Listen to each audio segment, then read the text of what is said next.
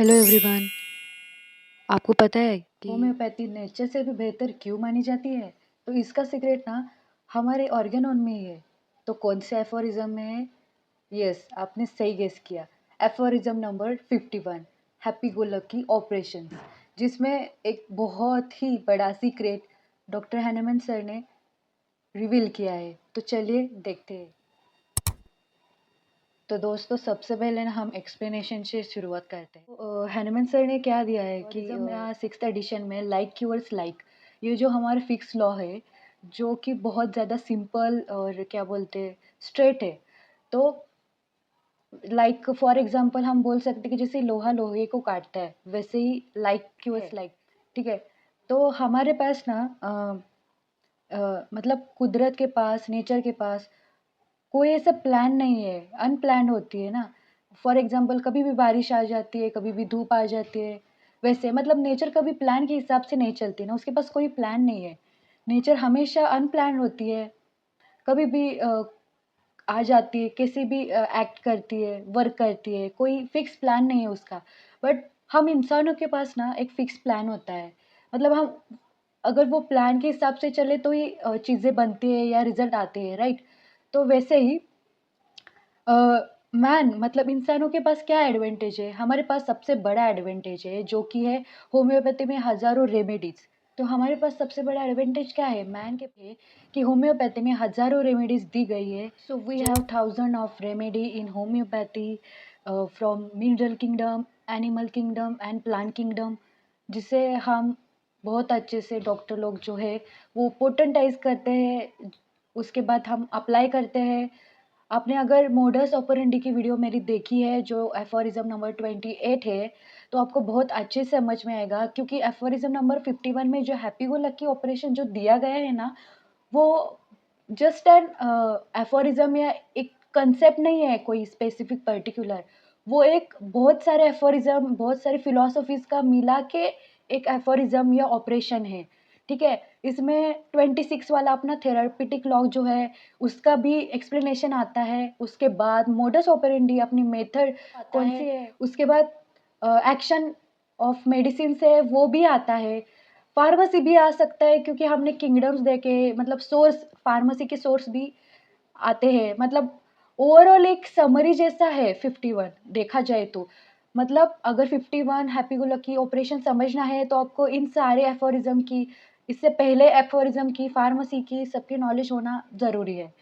सो हम जो medicine apply करते हैं बहुत ज़्यादा पोटेंटाइज करके, तो डॉक्टर क्या करते हैं ना, कि उसको इस लेवल पे पोटेंटाइज करते हैं कि वो जस्ट नेचुरल डिसीज से ना थोड़ी सी माइल्ड हो। ठीक है। थोड़ी सी ग्रेटर हो, है कि पूरे बॉडी पे उसका कोई साइड इफेक्ट नहीं होता। वो बस नेचुरल डिसीज के थोड़ी सी स्ट्रांग होती है, बट उसका कोई भी साइड इफेक्ट अपने बॉडी पे नहीं होता। ये सबसे अच्छी बात है इसमें। तो व्हेन वी अप्लाई द आर्टिएट करती है आर्टिफिशियल डिसीज, जिससे आर्टिफिशियल डिसीज जो स्ट्रांग होती है ना नेचुरल डिसीज से। फॉर एग्जांपल हम ले सकते हैं कि मोडस ऑपरेंडी का जो भी मैंने फ्लो चार्ट है ना, वो आप पढ़ लेना। मैंने ऑलरेडी उस पर एक वीडियो बना दी है। तो उसमें क्या होता है, जब हम मेडिसिन अप्लाई करते हैं पेशेंट में, तो एक आर्टिफिशियल डिसीज़ क्रिएट होती है, जो कि नेचुरल डिसीज़ से ऑब्वियसली स्ट्रॉन्गर होती है। इसलिए नेचुरल डिसीज़ ना रिमूव हो जाती है, और उसके बाद जब मेडिसिन का कोर्स ख़त्म हो जाता है, तब आर्टिफिशियल डिसीज़ भी अपने आप चली जाती है। ठीक है। आर्टिफिशियल डिसीज़ को जाने के लिए, रिमूव करने के लिए हमें कोई और मेडिसिन की ज़रूरत नहीं पड़ती, क्योंकि जब मेडिसिन का असर ख़त्म हो जाता है ना, तो अपने आप चली जाती है। तो अपने पास बहुत अच्छा एडवांटेज है अकॉर्डिंग टू नेचर। ठीक है।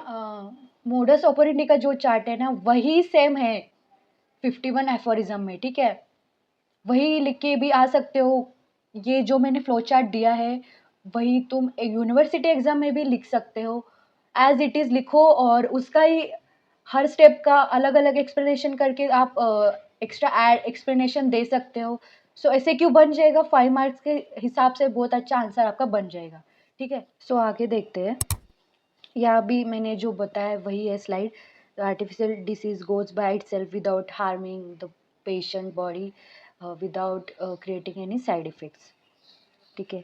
तो आगे भी वही दिया गया है, एक छोटी सी समरी है कि we have thousands of medicine from mineral, animal and plant kingdom. Second है कि these medicine fight against well and unknown disease on symptom similarity, the remedy is being selected.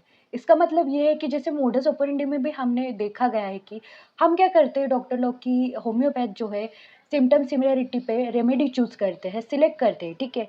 वही हम दे देते हैं कोई भी वेल नोन डिसीज और unknown disease के अगेंस्ट में। हेंस इसका रिजल्ट ही क्या होगा, सिम्टम सिमिलरिटी पे हमने मेडिसिन दिए तो इसका रिजल्ट हमें पता ही है कि क्योर तो मिलेगा, क्योंकि हमारी रेमेडी सिम्टम सिमिलरिटी पे डिपेंड है और सिलेक्ट कर दी गई है।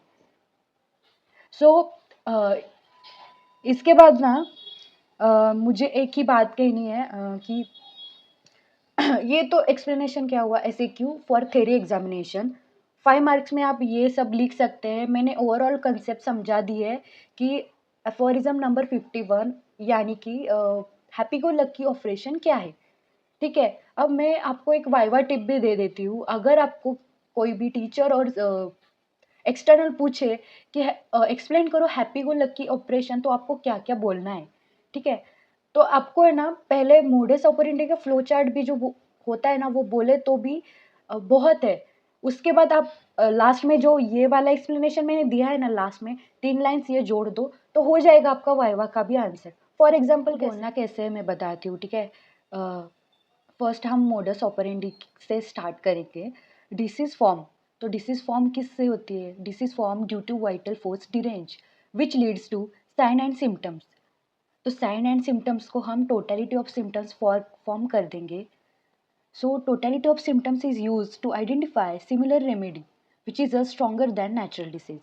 Natural disease ceases or disappears. Natural disease overcome by artificial disease after administration of similar remedy, ठीक है। उसके बाद बोलना है आपको कि artificial disease remains only with the vital force when remedy action is over, artificial disease disappear itself, अपने आप चली जाएगी, ठीक है। एज अ रिजल्ट क्या होगा, permanent restoration of health, that's it.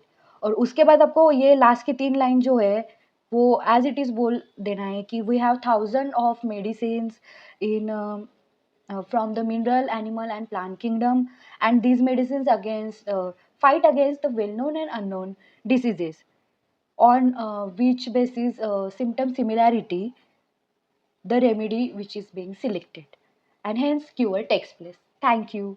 Like, share and subscribe.